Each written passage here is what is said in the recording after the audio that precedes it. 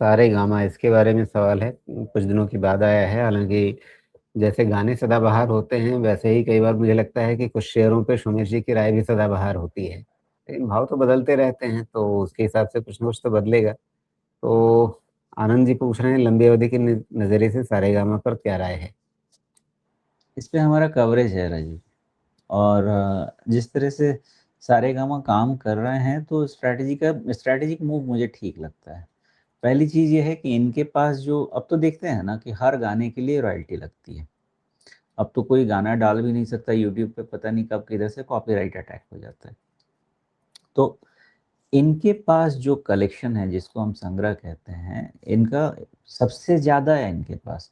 But इनकी problem क्या है, इनके पास 70s 80s ये सब वाले जो गाने हैं, 90s, उनका कलेक्शन ज़्यादा है, जो कि आज के समय में नहीं चलता है ज़्यादा। आज के समय में आपके जो बीट्स वाले नाच वाले गाने होते हैं वो ज़्यादा चलते हैं।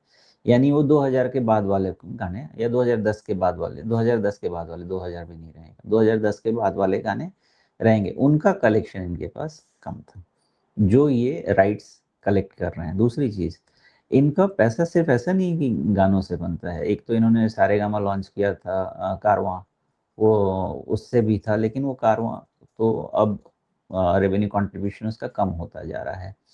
एक कंट्रीब्यूशन इनका इवेंट मैनेजमेंट से होता है, लेकिन इवेंट मैनेजमेंट में ऐसा थोड़ी कि हर दिन आपको सोनू निगम और शान मिल जाएंगे आपको कहीं पे कॉन्सर्ट करने के लिए।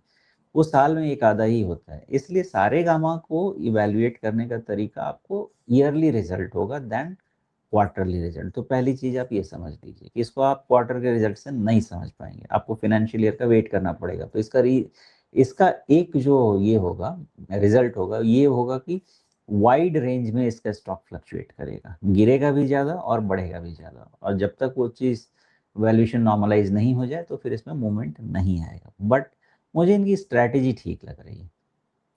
बट इसमें जी। आपको थोड़ा क्लेवर मूव लेना पड़ेगा। वैल्यूएशन बहुत बढ़ गया तो थोड़ा कम कर लीजिए।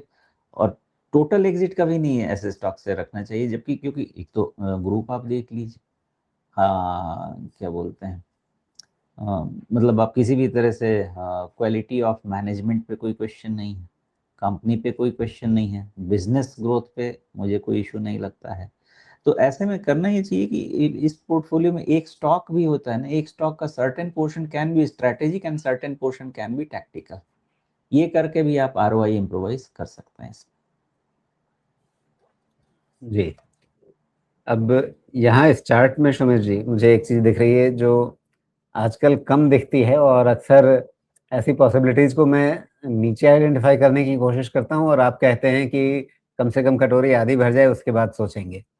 तो बेसिकली ये राउंडिंग बॉटम का पैटर्न, तो यहाँ तो कटोरी लगभग भर चुकी है, पूरी हो चुकी है। तो अ, जब ये पैटर्न पूरा हो जाता है, उसके बाद एक शेयर को आप कैसे देखते हैं?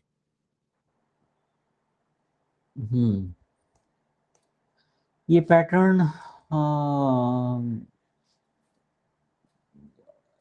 ये मुझे लगता है रिट्रेस तो हो जाना चाहिए, पूरा हो जाना चाहिए ओवर रिट्रेस टाइम। आप कहाँ से ले रहे हैं? अब मान लेते हैं कि इसका हाई बना in the month of October 24, ठीक है, और इसका लो बना in the month of March 26, ठीक है जी। तो ये 38% रिट्रेस कर चुका है और सस्टेन कर रहा है। ओके, चूंकि वोलेटाइल है, इसका ये वोलेटाइल शेयर है, और आपका राइज भी ये दे चुका है ना, 300 से लेके ऑलमोस्ट 500 के तरफ का राइज दे चुका है। तो थोड़ा थ्रोबैक थ्रोबैक होता रहेगा, बट जैसा क्वार्टरली रिजल्ट आ रहा है, एक और अच्छा रिजल्ट, ये आपका 62% रिट्रेसमेंट तो खींच लेगा। फिर वहां से कंसोलिडेशन शुरू होगा। वन साइड इसका मूवमेंट मुझे नहीं लगता होगा। हालांकि रिजल्ट अगर बहुत कोई दे दिया जबरदस्त तो बात अलग है। अदरवाइज ये फुल एक बार 62% रिट्रेस करके फिर कंसोलिडेशन में जाएगा। बट ये पैटर्न ऐसा है कि ओवर टाइम ये पूरा रिट्रेसमेंट करने की ताकत रखता है, उतनी शक्ति है इसमें। बट जैसा मैंने आपको जी। बताया, क्वार्टरली रिजल्ट से आप इसको इवैल्यूएट नहीं कर पाएंगे। हर क्वार्टर में अच्छा रिजल्ट नहीं आएगा, और जिस क्वार्टर में अच्छा रिजल्ट नहीं आएगा, आपको पता है बाजार क्या करेगा इसके साथ। लेकिन साल में अच्छा रिजल्ट नहीं आएगा तब जाके आपको इस पे नेगेटिव होना चाहिए, अदरवाइज नेगेटिव नहीं होना चाहिए। बट साल भर में तो आजकल संसार बदल जाता है, तो अपना रिस्क डिफाइन कर लीजिए। जी।